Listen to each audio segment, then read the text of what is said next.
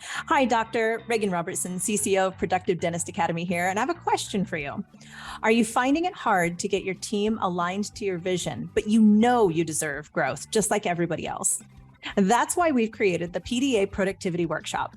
For nearly 20 years, PDA workshops have helped dentists just like you align their teams, get control of scheduling, and create productive practices that they love walking into every day.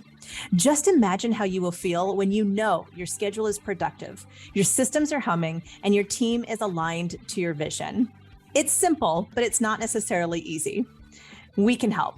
Visit productivedentist.com/workshop. That's productivedentist.com/workshop to secure your seats now. Governing those emotions. How do I do that as a leader in my practice? Yes, I was never an instrument thrower, but I would be upset when a patient was upset.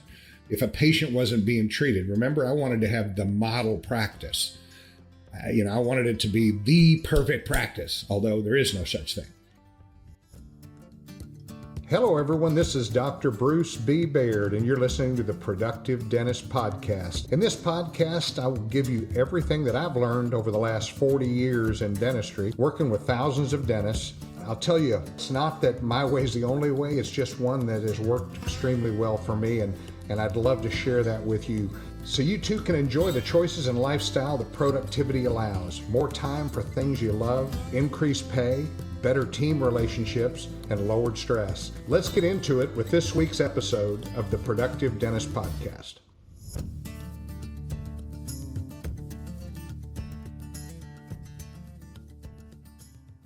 Hi, this is Dr. Bruce Baird with the Productive Dentist Podcast. Really excited about this topic that I'm going to talk about today. And why am I so excited about it? Because it's the one thing that early in my career, I had the most difficulty. I just had extreme difficulty, and that's governing my emotions. How do I control my emotions? I've told you guys the story about the smiley face and the frowny face in our break room. And when I walked in the door, they would put this smiley face up if I was in a good mood. And if I was in a bad mood, they'd put the frowny face up for everyone to see. And, that was them basically reaching out and saying, help, because how productive is your practice going to be when the first thing when you walk in, they put a frowny face up for you, and I'm Scotch Irish, and for many years in my life, I just assumed that I had all the characteristics of a Scotch Irish. I love being Scotch Irish. Don't get me wrong, but the Irish temper. I've just got the temper. You're just going to have to deal with it. In other words, it was just me. That's just the way I handle things. Is I lose it. I will not say anything. I will not have a crucial conversation with another person because I don't like conflict until it gets so heavy that I finally explode. So I'm like a walking time bomb. And I was like that until I was probably 35 years old, 38 years old. If somebody said something to me that I didn't like, I would get in your face. I was one of those kind of guys. I just, again, my Marine upbringing, my dad being that Marine aviator, it was like my way or the highway. But at some point in time, I had to start to learn to govern my emotions, how to self-reflect.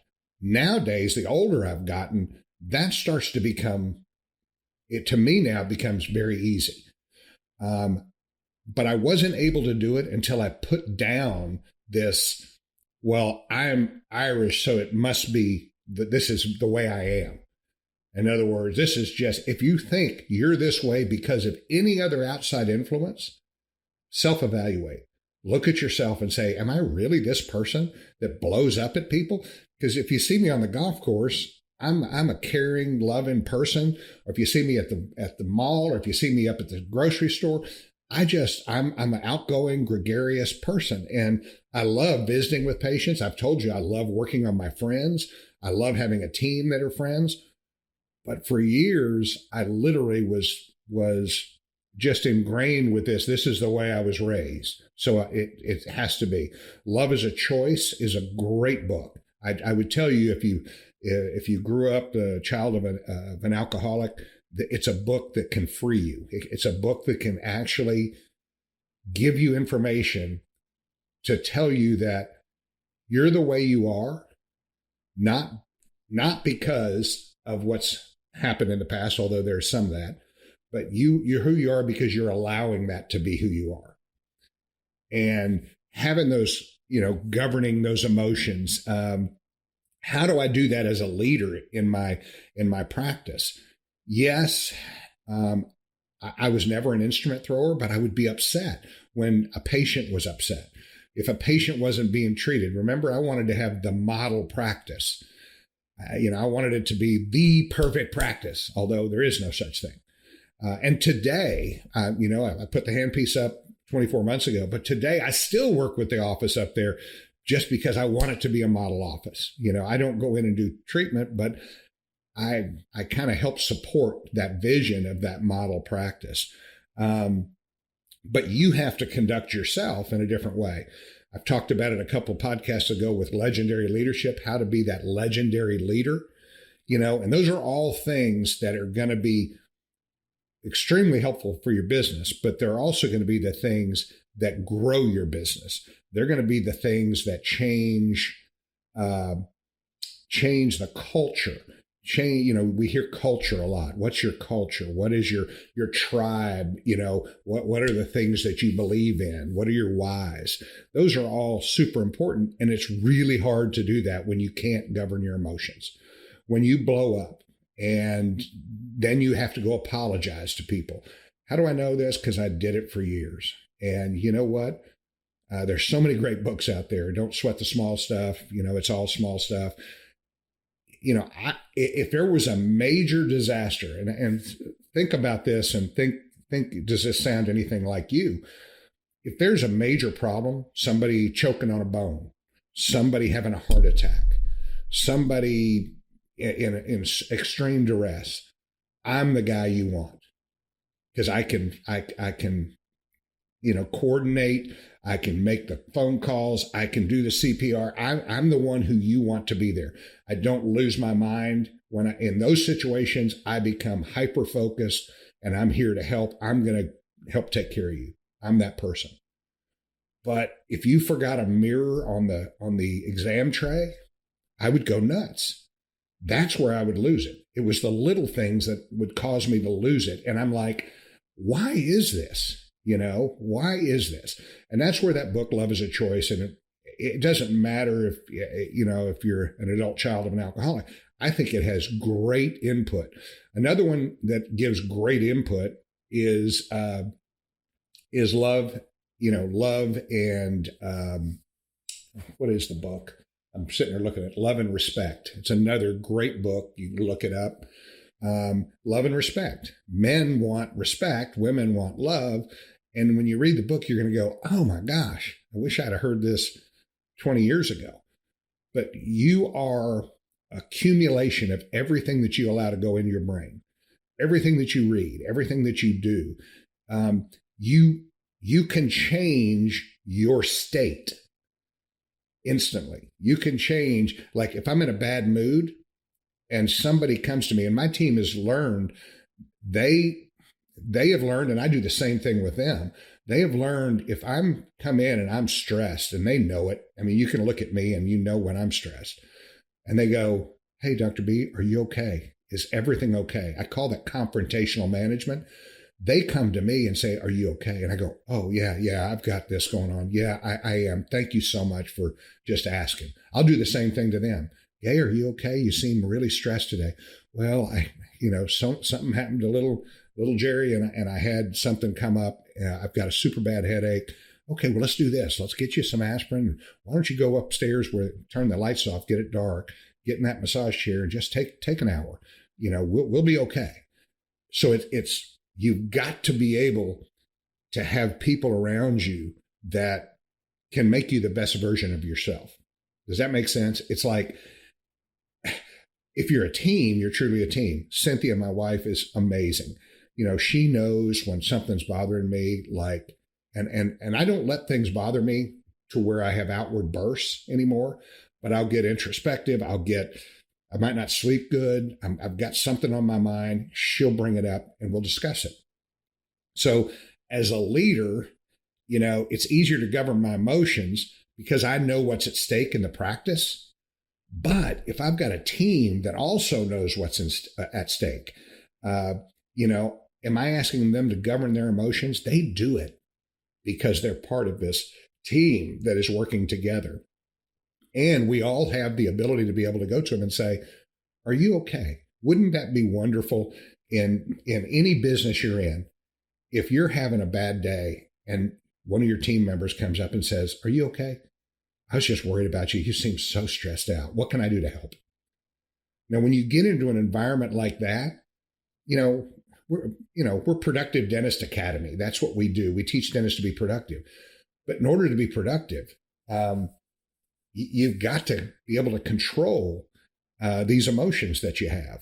And I'm doing that by confrontational management. I'm helping my team also be able to deal with their upsets, their angers, their things that aren't working well. And sometimes that might be a system that we have in the office that's just not working the way it should work. And they may bring that up to me. Well, I just hate the way we do this, that, or the other. And I say, you know what? Let's evaluate that. What I'd love for you to do, if you could, can you come up with some other thoughts on that and talk to Summer and talk to Tamara? Let's come up with some other thoughts of how we could eliminate that stress that you're having. That's that training model, training mode, or training opportunity.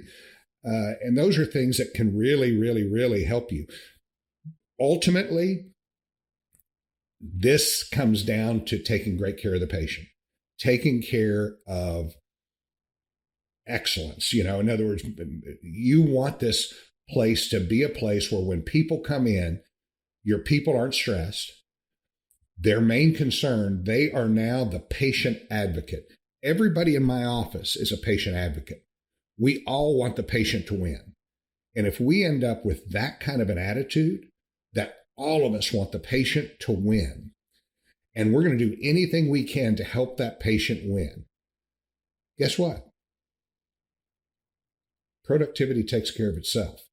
You don't have to worry about productivity when everybody takes care of themselves. It's just what it is. Okay. And now you have patients who, when they leave, it's like leaving family. It's like leaving friends, because they are our friends. We've built that kind of business together. And it's, I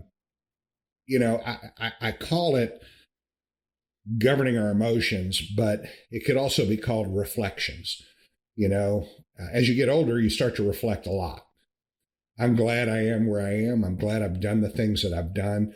I really wouldn't change anything. I wish I would have been better in relationships, better at communication, better at all those things early on in my career. But I don't know many people who can't say that.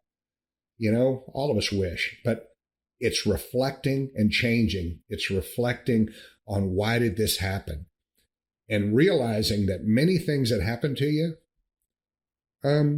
happen to you because of you.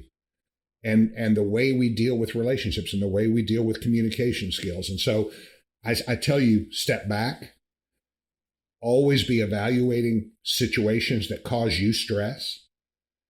And are you a part of it, or are you not a part of it? If it's something that two people in the office are having a problem, that's not necessarily you causing the problem, but you can help them. You can help them better communicate. You can put systems in play that better communicate.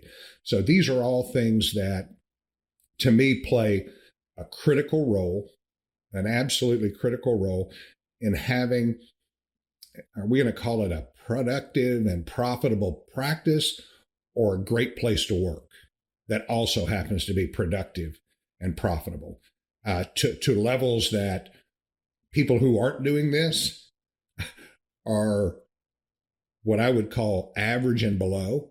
people who do the things that we've talked about aren't average. These are uncommon practices. They're practices that once they realize what's going on in their business and how to handle their own emotions and how to help their team handle their emotions, all of a sudden you have a practice that was doing 800,000 that's now doing 3 million a year. And more important to me, if a practice is doing 3 million, they're helping more people than a practice doing 800,000. That's the way I look at it. They are helping more people get their oral health. And the more I can communicate and the better we can do, the better off we are. Anyway, Dr. Bruce Baird, Bruce at productivedentist.com. Please send me a message if you have any messages. I would love to, or any questions, please send it. It'll be part of a podcast. So tell your friends about Productive Dentist Podcast, and I hope to see you soon. Thank you for joining me for this episode of the Productive Dentist Podcast. If you found this episode helpful, make sure you subscribe. Pass it along to a friend. Give us a like on iTunes and Spotify, or drop me an email at podcast@productivedentist.com. Don't forget to check out other podcasts from the Productive Dentist Academy at productivedentistpodcast.com. Join me again next week for another episode of the Productive Dentist Podcast.